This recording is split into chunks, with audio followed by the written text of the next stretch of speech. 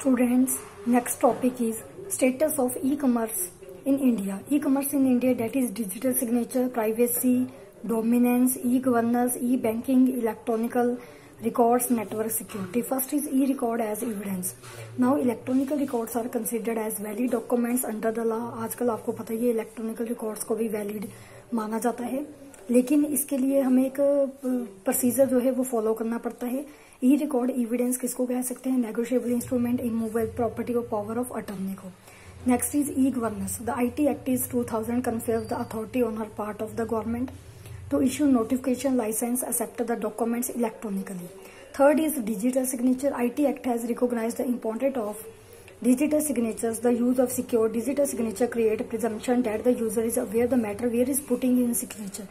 Digital signatures में हम लोग कैसे देख सकते हैं कि हमें पता होना चाहिए कि हमारे जो सिग्नेचर्स है वो कहाँ पर यूज हो रहे हैं.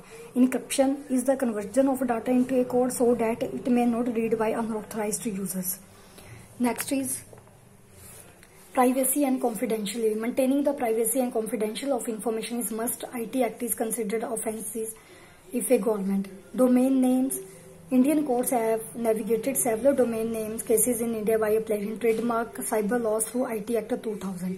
Network security. No special law dealing the protection and database is there.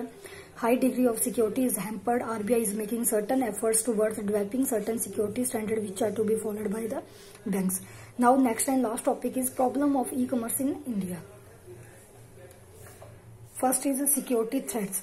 Through security and encryption, good technologies of transfer of funds, Indian government still problem digital signature. Security threats means कई बार हमारे जो digital signatures होते हैं उनका misuse किया जाता है. People do not believe buying and selling of goods on production online. आजकल आपको पता ही है जो पीपल्स है, कस्टमर हैं, वो ऑनलाइन शॉपिंग या buying and selling of product या ऑनलाइन सर्विसेज के ऊपर उनका ट्रस्ट कम है. हैकर्स में कॉज फ्रॉड्स.